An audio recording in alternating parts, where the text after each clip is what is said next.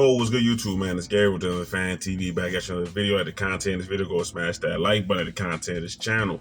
Go ahead and subscribe, man. Look, back from vacation, right? And yesterday, Eric DeCosta did the pre-draft press conference, known as the Liars Luncheon and whatnot. So I just want to get my thoughts on it, some takeaways, right? Can we read between the lines, find some of the truth in what he said, right? Something that press conference is going to be taken with a grain of salt, right? I remember when I think they said they weren't looking at Sanders and they drafted Tyler in the bomb, So it's many classic examples of that. But let's just talk about some of the points that he made, and then we could just do some takeaways about the press conference overall, right? So first thing he said, BPA will be the approach. No surprise there. Deep defensive line draft class. That seems to be consensus.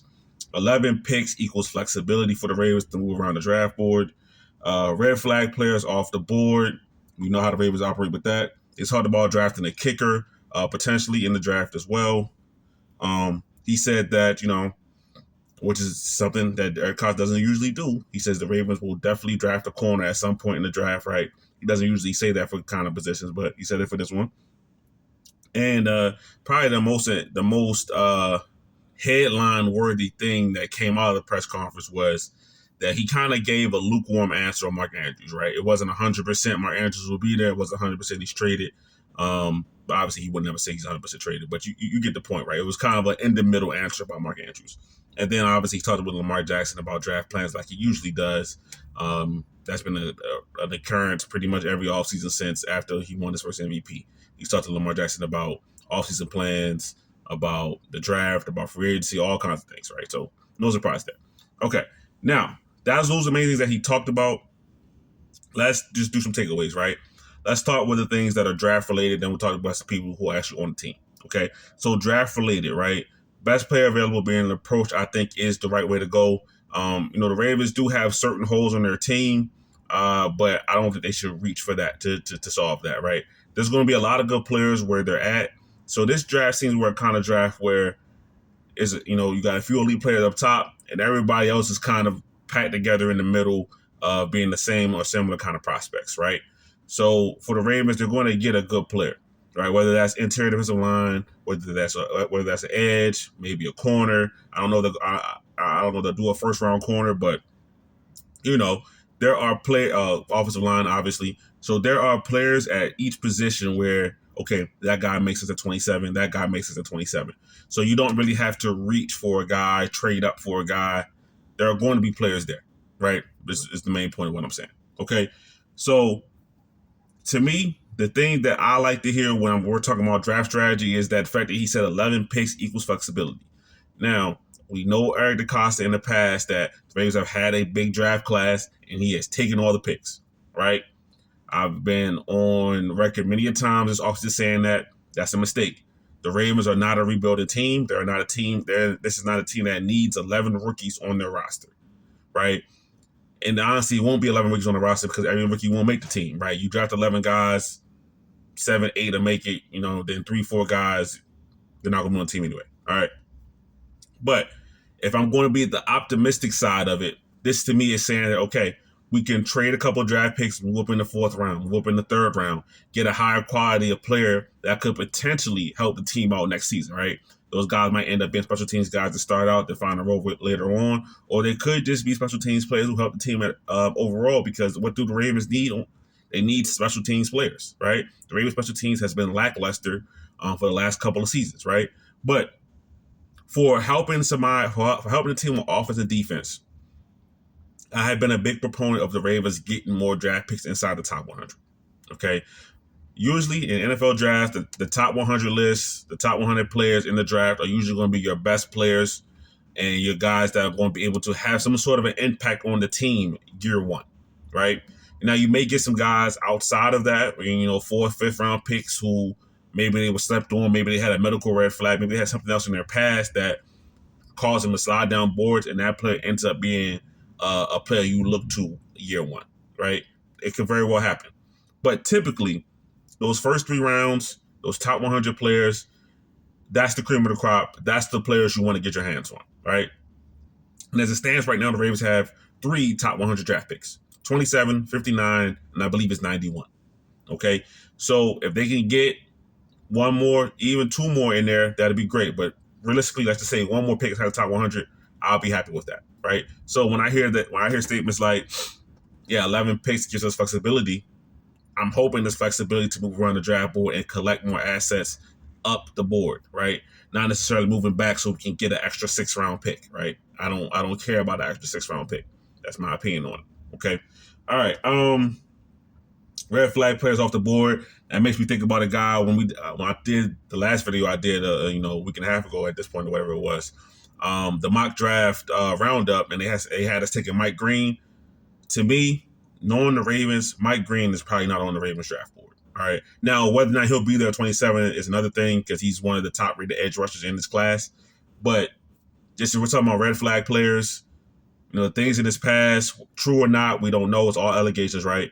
From 2 separate places, one in high school, one at Paschal University. I believe he was at University of Virginia before he would transfer to Marshall, where he ended his career at, right?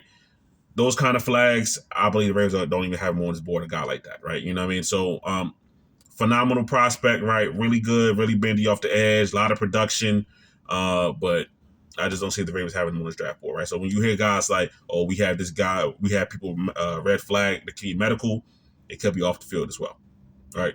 All right. Now, the last thing I would say about the draft, not the draft, but players that could be potential Ravens. I don't believe the Ravens should draft a kicker. Now, I'm not saying that I don't believe the Ravens should go sign a kicker. That's not what I'm saying. It's two separate statements right there. The Ravens need to bring another kicker into the building.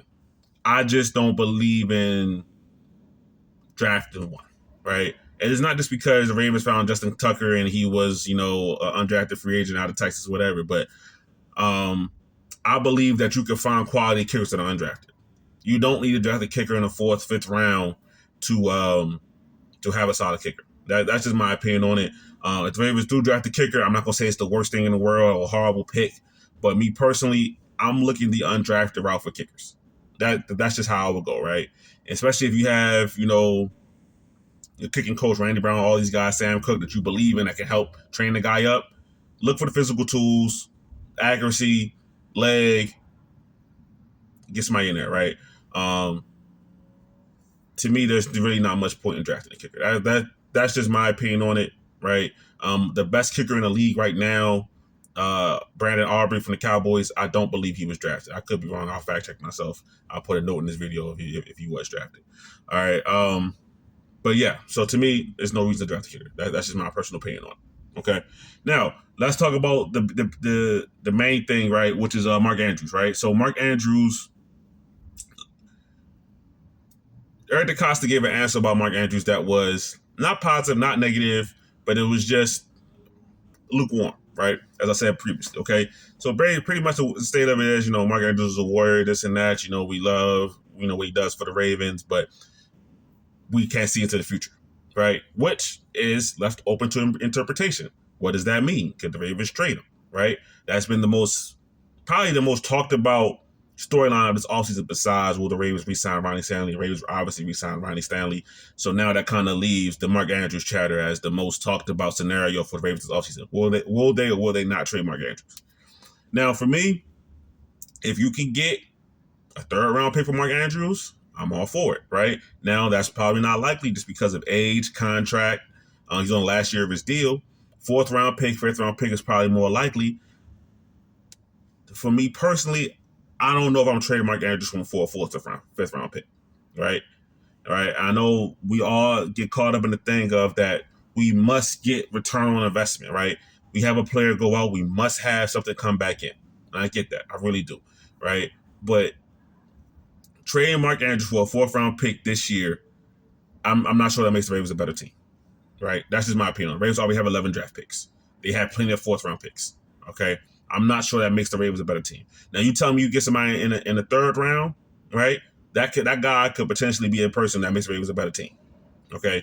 But 4th, 5th round, 6th round picks, I'm not doing it. Now, if it's about cap savings, things like that, well, that's obviously a separate conversation, right? But just straight up asset for asset, I'm not sure I'm doing that trade. And that's just my personal opinion on it. Okay.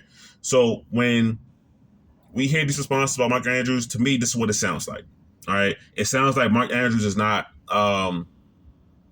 openly being shopped by the Ravens, right? But if a team came with an offer that the Ravens liked, they would trade him. That's what it sounds like to me. All right. Now, like I said, my personal opinion, but we've already been through this. If the deal is right, sure. If it's not, I'm not trading him just to trade him, because to me that doesn't make the Ravens a better team, right? This is about we're trying to win the Super Bowl, not save a couple dollars here. That's just my personal opinion on it, right? He'll be off the books clean next year, and you go forward with Isaiah Likely as the plan was anyway. Okay, all right. So that's my kind of my thoughts on it. Now, as far as Eric DeCosta, I don't believe he threw too many things out there this time that it's not believable, right? We know the Ravens are going to do best player available. We know it's a deep D-line draft class. We know that 11 picks could give the Ravens a lot of flexibility to do different things, right? Um, the only thing he threw out there that was an absolute statement was the Ravens will draft a cornerback, and the Ravens probably should draft a cornerback at some point in this draft, right? So it's kind of hard to say that he lied about anything or he was being, um, slick in the way he was talking, except for the Mark Andrews thing, right? Where he kind of left it open to interpretation, right? So reading between the lines on that, we'll see what happens on draft night for Mark Andrews. But anything is not going to happen for Mark Andrews until probably day 2 of the draft, if anything else happen at all, right? So for this draft class, for the pregame, sorry, for the pre-draft pressure that Eric Costa had. A lot of things he said, I think, are things that were already common sense, right? You know, Ravens are going to keep to their approach.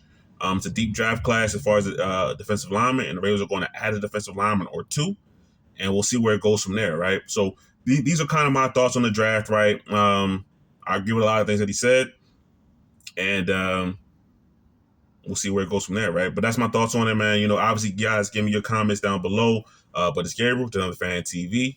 I'm out.